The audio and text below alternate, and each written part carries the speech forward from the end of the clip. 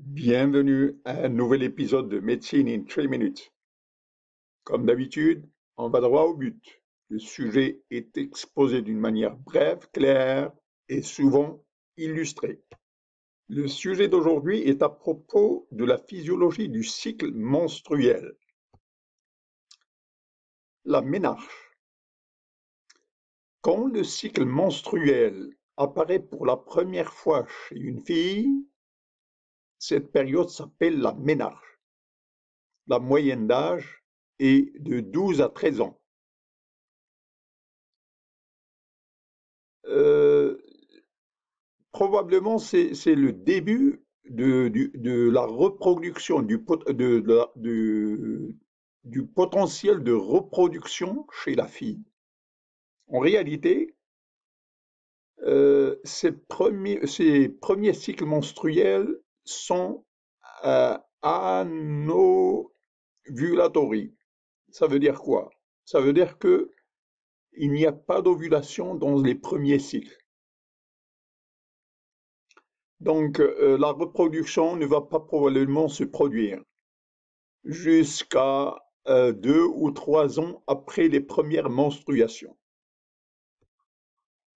Donc, la période de reproduction chez une fille, dans le sexe féminin, elle commence à l'âge de la puberté jusqu'à la ménopause. Donc, ça s'étend de 15 à 45 ans. Et le nombre de cycles inclus dans cette période est égal à 360 cycles. Et c'est la période de reproduction potentielle. Alors, un cycle est fait de 28 jours. Il commence du 1er au 7e jour, c'est la période de menstruation. Alors, du 1er au 14e jour, c'est la période folliculaire, en bleu. Du 14e jour au 28e jour, c'est la période lutéale. C'est post-ovulation. Et l'ovulation, il se produit au 14e jour. Donc, le cycle est de 28 jours. Les menstruations, elles commencent le 1er jour. La phase qui s'étend du 1er jour au 14e jour, c'est la phase folliculaire. La phase qui s'étend du 14e jour au 28e jour, c'est la phase lutéale. Au 14e jour, c'est l'ovulation.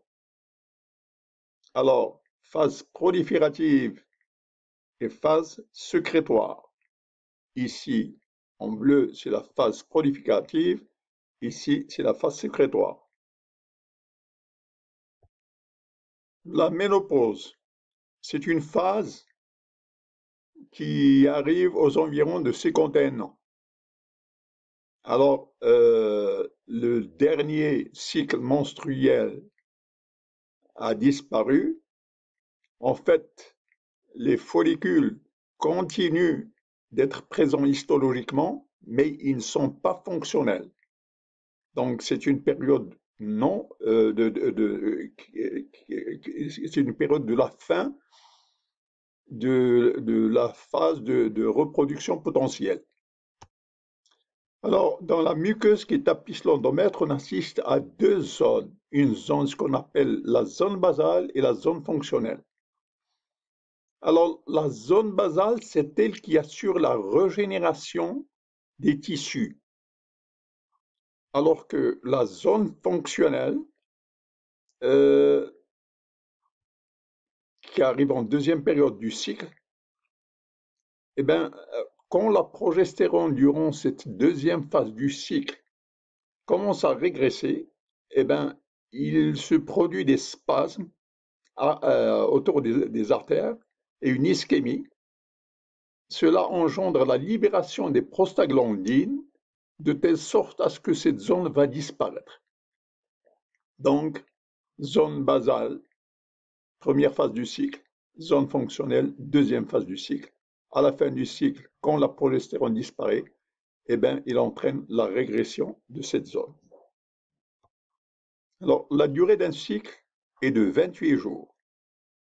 Alors, il y a une phase qu'on appelle la phase fixe. Elle est de 14 jours. Elle ne varie jamais. C'est la phase sécrétoire. Par contre,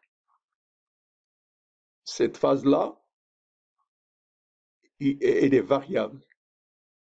Il existe une phase menstruelle et une phase proliférative. Donc, le cycle, on assume que l'ovulation se produit ici au 14e jour, au milieu du cycle. Au-delà, c'est la phase sécrétoire, c'est la phase sécrétoire qui est fixe, elle est toujours de 14 jours, alors que la phase proliférative et la phase menstruelle sont variables.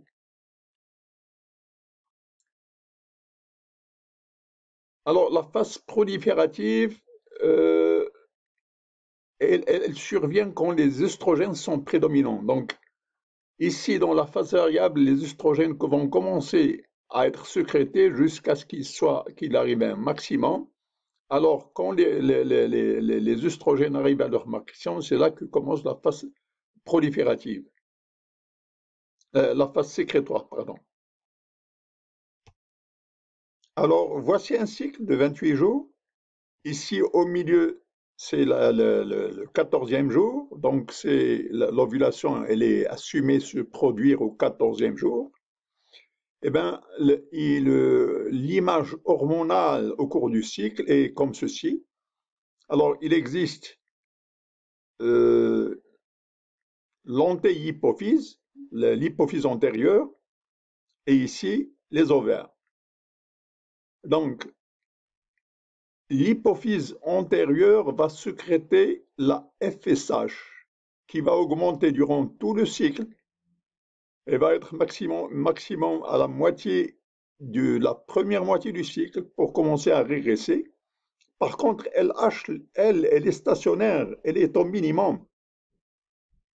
Alors, cette sécrétion par l'antéhypophyse de l'AFSH, elle va engendrer la sécrétion par les ovaires des œstrogènes qui vont augmenter jusqu'à la moitié du cycle. Alors, quand on observe la courbe FSH, elle augmente jusqu'à cette phase-là, puis elle commence à régresser jusqu'à la moitié du cycle. Donc, elle est au maximum. Quand elle est au maximum, c'est là que les œstrogènes commencent à augmenter. C'est là qu'ils augmentent. Alors, la question qui se pose, quand la FSH diminue, pourquoi les œstrogènes ne régressent pas? Pourquoi? Eh bien, parce qu'il existe un follicule dominant qui permet de maintenir le taux d'œstrogène élevé. Alors, récapitulons. L'hypothalamus va sécréter GnRH, la gonatrophine relésine hormone. Celle-ci, elle va circuler à travers le système porte. Alors, le système porte, c'est entre l'hypothalamus et l'hypophyse antérieure. Ce système porte, je vous rappelle, qu'il est sur le plan histologique similaire au système portal du foie. Donc, ce système porte entre l'hypothalamus et l'hypophyse antérieure. Il va transférer cette hormone et au niveau de l'hypophyse antérieure, cela va induire la sécrétion de FSH et la FSH va elle-même induire au niveau de l'ovaire la sécrétion des œstrogènes et de l'inhibine. Alors, ces œstrogènes et ces inhibines auront un feedback négatif. Leurs taux vont inhiber la sécrétion de FSH. Et sur le plan court, voici au cours du cycle comment ça se passe. Ici, c'est la moitié du cycle, le 14e jour, donc on assume que c'est l'ovulation qui se produit. À la première phase, la FSH augmente jusqu'à un maximum, puis commence à diminuer jusqu'à la moitié du cycle. LH, elle est complètement au minimum.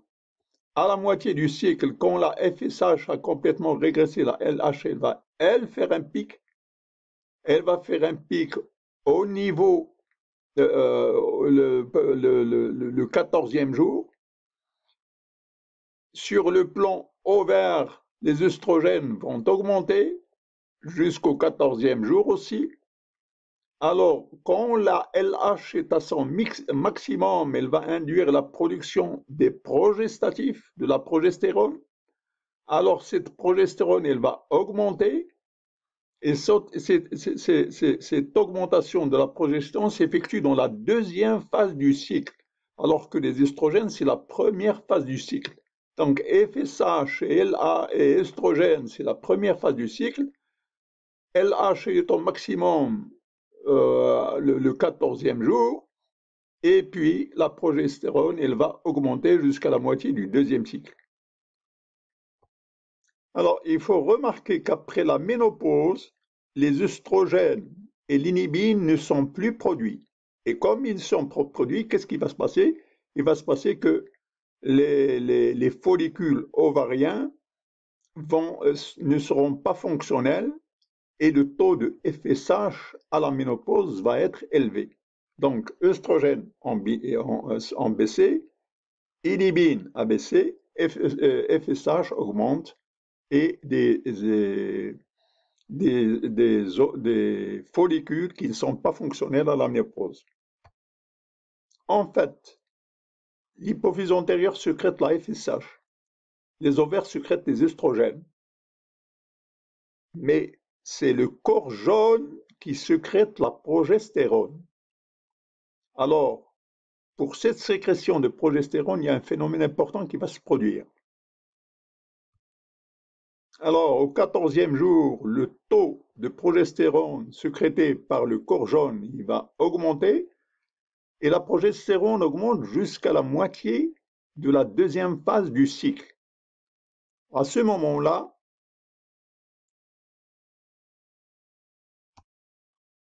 le corps jaune pose la question suivante. Y a-t-il une grossesse? Eh bien, comment il sait qu'il y a une grossesse? C'est les bêta-HCG. Si les bêta-HCG sont absents, ils ne sont pas présents, eh bien, il se dit que, bon, il n'y a plus de grossesse, il n'y a plus de raison d'augmenter, et il commence à régresser. Alors, la chute de la progestérone engendre des spasmes aréolaires et une nécrose, ainsi que la libération des prostaglandines. Eh bien, c'est le cycle menstruel. Alors, j'insiste sur ce point. Donc, le corps jaune qui sécrète la progestérone à partir du 14e jour du cycle. Alors, je vous rappelle que le 14e jour du cycle, on assume que c'est l'ovulation qui se produit à ce moment-là. Donc, 14e jour, c'est l'ovulation. Donc, LH, elle augmente.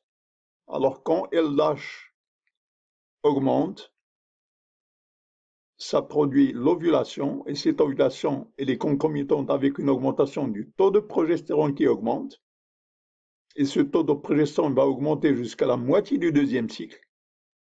Il va voir autour si il existe des hormones bêta-HCG. S'ils sont absents, eh bien, le taux de progestérone chute.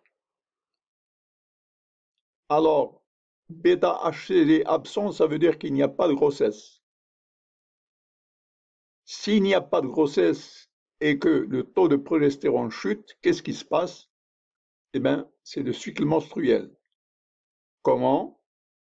Eh bien, la progestérone qui est sécrétée par le corps jaune entraîne des spasmes artériolaires, une nécrose et la libération des prostaglandines. Alors, pour le corps jaune, deux situations. Soit qu'il n'y a pas de fertilisation et dans ce cas, le corps jaune se désintègre, on l'appelle corpus albicans. S'il y a fertilisation, il y a sécrétion hormonale, œstrogène et progestatif qui vont supporter la grossesse. On appelle ça corpus luteum. Merci d'avoir assisté à cet épisode de Médecine in 3 minutes. Voulez-vous cliquer le bouton like et si vous n'avez pas encore adhéré à la chaîne de le faire, vos suggestions et vos remarques sont toujours bienvenues. Merci.